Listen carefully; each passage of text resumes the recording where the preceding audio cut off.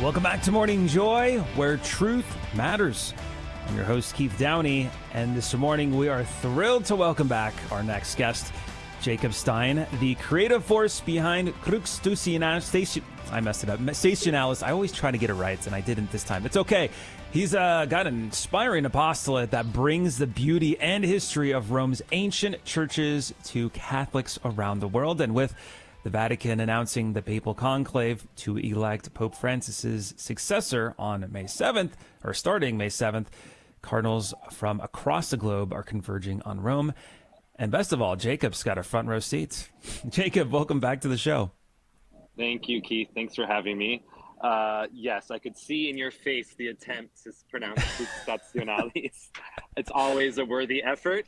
It's very interesting, this moment in Rome, especially since all of these events happened the day after Easter.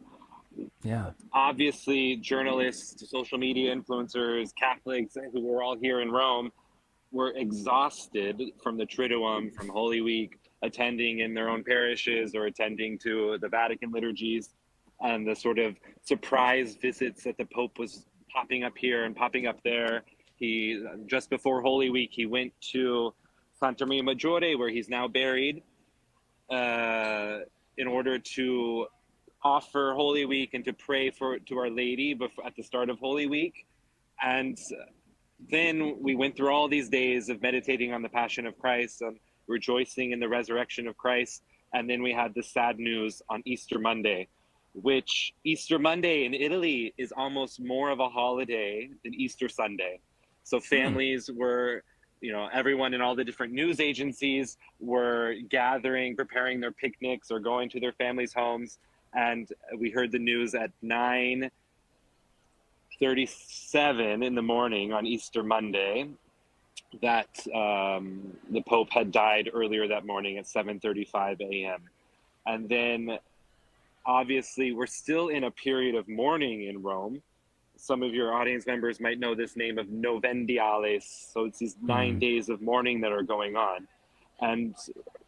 But there's also other things going on. In the morning, every morning, the cardinals are meeting in what's called the general congregations of the cardinals, in preparing and asking the questions they need to ask, or also giving them the space and the opportunity to understand the roles that they have in these coming days, the roles that they'll have in the conclave. And so, because some of them, they're from all over the world, and there's so many of them, over 200 cardinals, and there's going to be 135 electors. Two of them are not going to be able to be in the conclave for health reasons, but there's also very interesting aspects. They're going to be, theoretically, they're still able to vote, even if they're ill. So there's a huge process that the documents of the church lays out, that you can send 3 members in order to go to the sick cardinal in order for him to cast his vote. And so all of these things are being set in place, but we're still in this period of mourning for the Holy Father, which is a very intense, interesting period. Also, we're in the Jubilee Year. So right now I'm standing here in front of St. Peter's. I'm coming at you on the telephone, so you're not able to see what I'm seeing, but it's a sunny day in Rome. I'm looking at St. Peter's. I'm sitting here just reflecting on the grandeur, the beauty of the church, even in this period of interregnum, of sede vacante, and pilgrims are passing me going to the holy door of St. Peter's. And I was on the train this morning, and I was sitting with this young man who was coming to Rome. Right now, in these days, it's the Jubilee of the disabled persons. And so I was sitting across this young disabled man, and he was talking to me about the Jubilee. I opened my computer to start working, because you take any opportunity you can get to work in these days. And I closed my computer, and he said, yeah, no working. And so I said, okay, we'll talk to you. And kind of just take the joy of people coming to Rome in the Jubilee to take upon these graces, but also the sadness, the general sort of chit-chatter that's going on in the bars in Rome, the coffee bars in Rome, at the train stations, or if you're just on the train. I was on the train heading into the city the day that the announcement was made on Easter Monday, and you start hearing people, oh, I learned at this train stop that the Pope died. And so it's really felt in the Italian people and the pilgrims walking around the streets. And it's a very, as you said, I have a front row seat to that these days. Yeah, so you mentioned the final resting place of Pope Francis. Is that one of the station churches? It is a station church. It's St. Mary Major's. It's one of the papal major basilicas in Rome.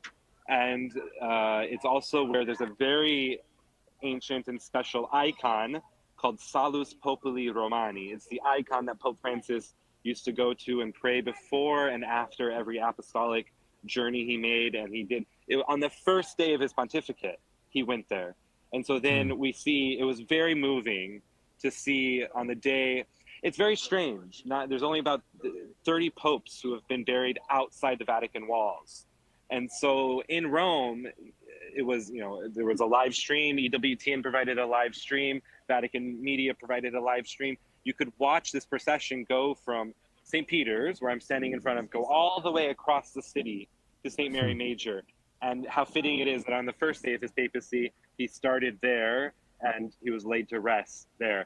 And they paused for a moment before the chapel where this icon is kept of the Salus Populi Romani.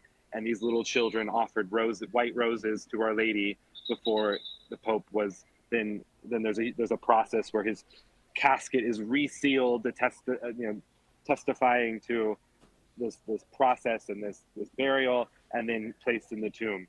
It was very moving for Romans, for Catholics, non-Catholics, everyone. The city stopped. And he processed through the body was processed by the Colosseum, which, as you know, stands in semi-ruins.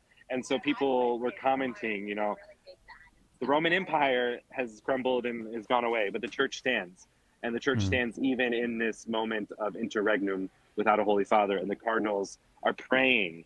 That's a huge aspect of these days, a huge aspect of the conclave. You hear the chit-chat and all of the rumors that go on secular networks about this pope or the next Francis or the next, conservative or liberal. That's not what they're worried about. They're talking about the issues now in the day, these days of their meetings, about the things that they need to discuss and the problems that are facing the church. For example, yesterday, abuse was a topic. So which cardinals have this experience, have had to deal with these issues in the most intense ways, and so they're able to give their voice to this. And but importantly, they start with prayer. Just as we're going to have a mass before the conclave, before the doors shut and the cardinals go into the Sistine Chapel, there's a mass for the election of the Pope, a mass of the Holy Spirit. And so obviously there is this temporal reality to voting for the Holy Father. You do have personalities, you do have the opinions of cardinals and from different cultures all around the world coming here, but there's the constant reference to the providence of God in the life of the church, in our own lives, on our daily, your life, my life, but also as a universal church.